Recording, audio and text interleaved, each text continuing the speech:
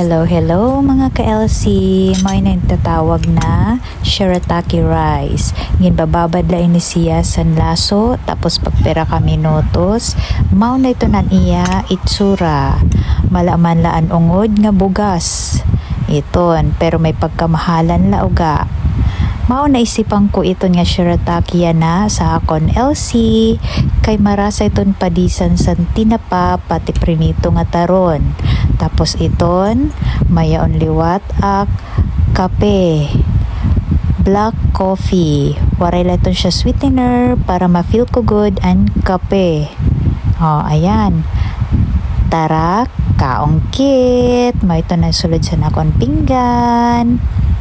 Shirataki. Ayan. May taron, may tinapa.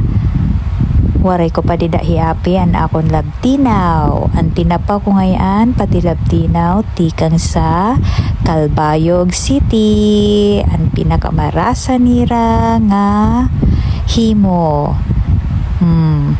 Maiton. Ayan, no?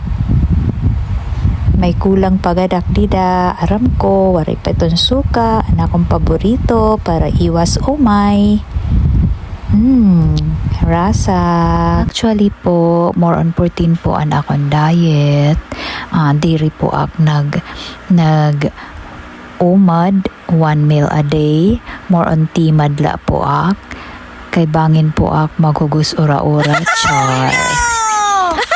Timad twice meal a day.